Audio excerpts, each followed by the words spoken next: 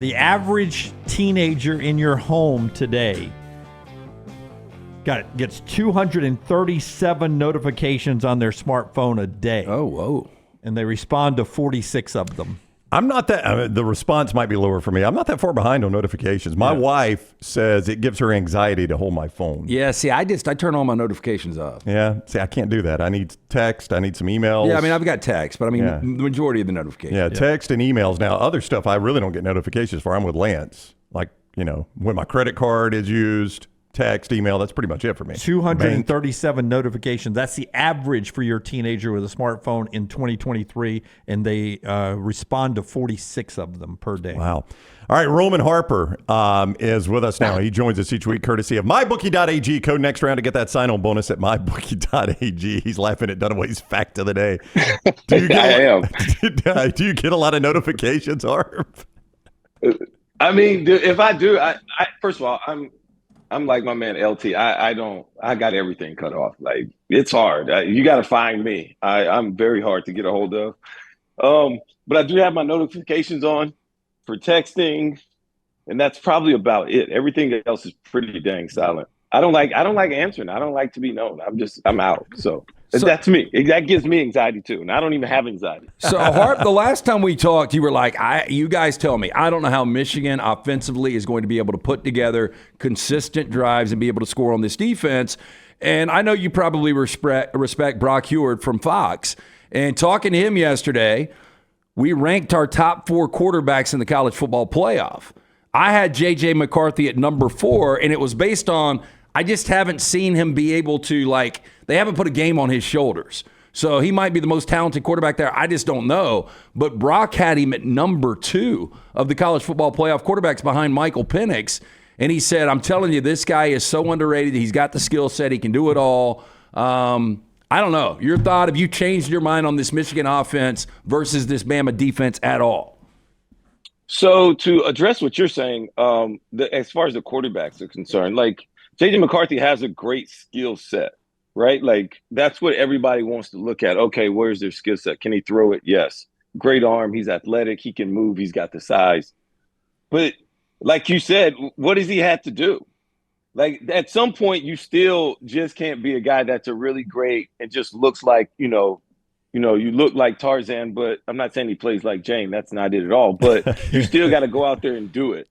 And I'm with you. He's not as impressive to me as everybody else, as he is to everybody else. I'm just not that impressed because, I mean, if I had to hand the ball off 45 times, it's just today's quarterback game is just different. Michael Penix, I'm still kind of up and down on. I think he's very inaccurate at times. The more and more of a deep dive I've done into this 4-game matchup, these 4 teams, I'm not as impressed as Michael Penix either. So he's got some really great wide receivers on the outside that he throws the ball up and gives them a chance, but his feet are all over the place. He's got bad mechanics. And this, I'm just talking about on the next level. I'm sorry that I am just used to what I've seen on Sundays for all these years, and that's what I compare these guys to. As far as college quarterbacks, I like all of them. But I'm always thinking at the next level, which is this is how they always want to project these guys. Michael Penix's footwork's terrible, and he's highly inaccurate at times because of it. And he has great wide receivers on the outside that really save him, or he makes a lot of good throws. But all overall, I'm kind of with you on that. Now, my opinion on the original, I still don't see how it happens. I'm still trying to add this up in my mind. And I'm continuing to try and poke holes in my own mind over here because I think I'm crazy. But Michigan, Alabama's a bad matchup for Michigan. That's all I'm saying. Let's do a little Thursday morning theater. Alabama fans are the best, but you've experienced a couple of them that would say something like this, Roman. I'm not sure I want Jase to play. He didn't play against Georgia. We were just fine. I like the running backs we had out there. Why do we want Jase back?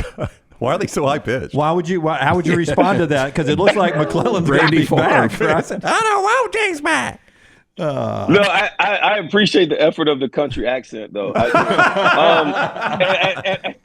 And I would not. Look, I love Alabama. I love everything that is it. I'm from the state. You guys all know that. But the fans, I would not say are great. I mean, they're spoiled, especially now. It comes across. Everything is comes across as kind of spoiled. I will be honest, though. This is the best year I've seen out of the Alabama fans. And I think it's because they didn't know. They didn't walk in the stadium every week just believing, oh, we're just going to win. If we're not up by 20, it's not a good game. I think because they were on pins and needles because of the early loss, they actually participated in a better way. So LSU, Tennessee, they all had great performances as fans. But as far as that last statement is concerned, you want to be as healthy as you can be. I understand what they're saying because Jam Miller and Roydell Williams are both downhill running backs. And maybe I don't know if that's the type of message or whatever type of game plan you want to send, because Jase doesn't, he's not the same, like just straight downhill, bounce off a guy, just get 5 yards. Jase McClellan has the ability to be able to take the distance more than these other guys do. We'll see what their game plan is, but I mean, they're not that far off by saying that. That's all I'm saying. They're not crazy like they normally are by saying that, but you want to be as healthy as you can. And Jase McClellan, he has earned the right to be in that game and play. Roman Harper is with us from the SEC Network. He joins us each week courtesy of MyBookie.ag. Code NEXTROUND when you sign on at MyBookie.ag for that sign-on bonus up to $1,000. Code NEXTROUND at MyBookie.ag. I don't know, and you may know, you would have a better shot at knowing than I do, what the defensive signal calling situation is for Alabama. Is it Kevin Steele and Travaris Robinson and a concerted duo effort? Is Kevin Steele calling it? Is T-Rob calling it? One of them got input. I don't know.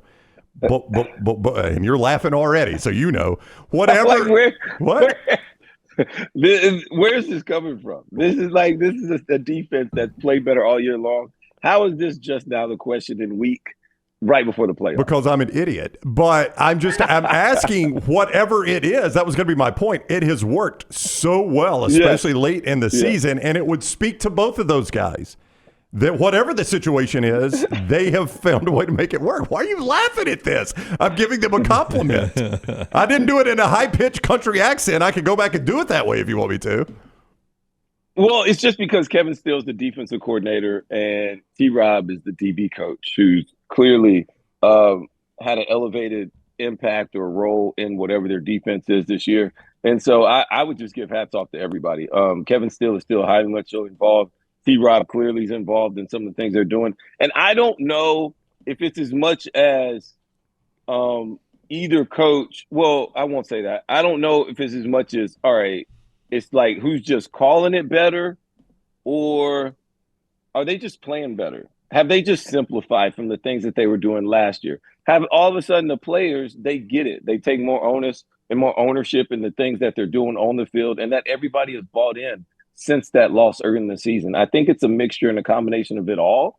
But I do love anytime, me being a secondary player, that the defensive one of the defensive coaches, one of the high guys that are making the calls or helping everything get done is a defensive backs coach, because DBs must understand what everybody else is doing on the field to make it really go and shine.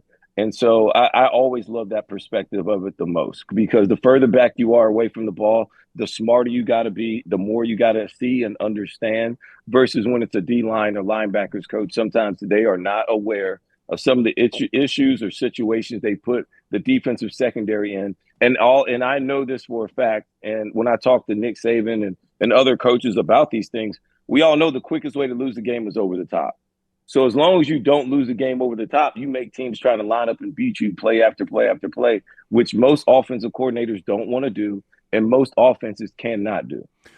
Harp, I think you can make a argument that Terrion Arnold is the most improved player in college football from last year to this year. You played with a lot of great cornerbacks from college to the NFL. Coming into the season, there were a lot of Alabama fans. Man, we got Kool-Aid locked down. I just don't know about the other side. Coaches, guys like Lane Kiffin were calling him out by number.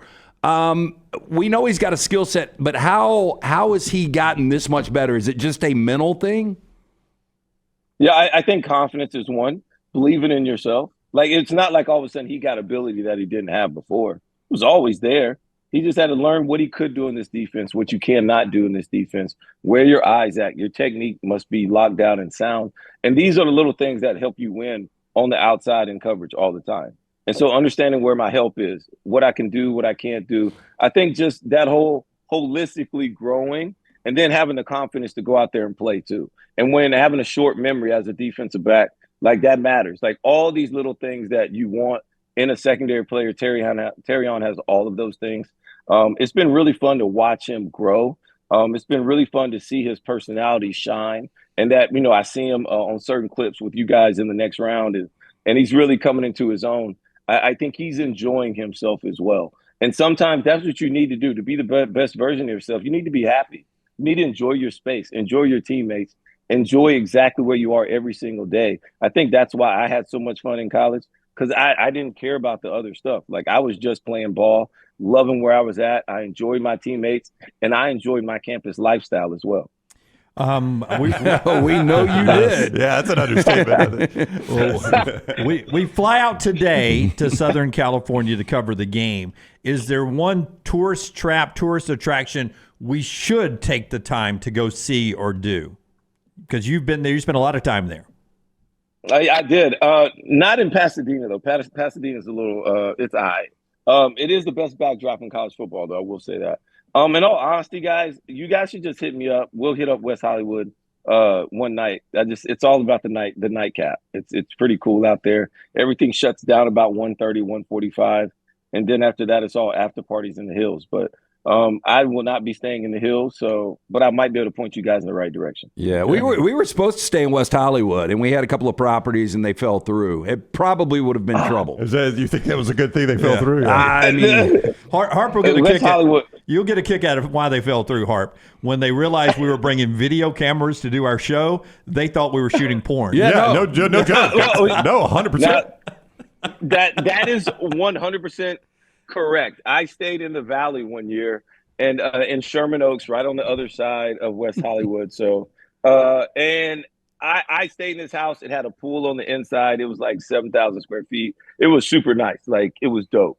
And then my brother showed me a video a month or so later, and they had definitely filmed porn in that house. So, and that pool you were swimming in. Wait a minute. That whole pool, that whole season, it was like a couch over there. I was like, damn, man. No.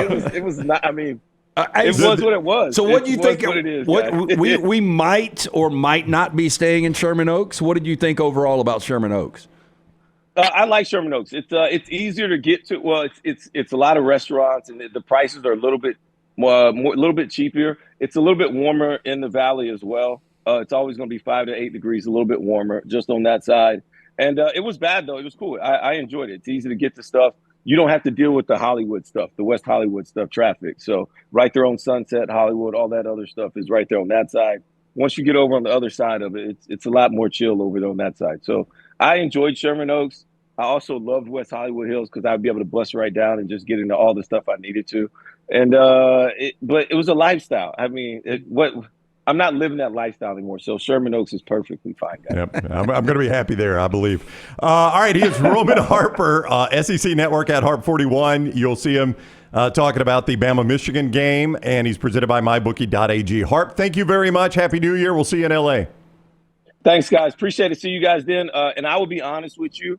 I think I know what's going to happen in the Alabama-Michigan game. I am so excited about the Washington-Texas game because literally I do not know. So thank you. All right, so Harp's excited to see who Alabama plays for the national championship when Washington, Texas square off. Gotcha. Thank you, Harp. See Harp with us on the JohnstonRVCenter.com hotline.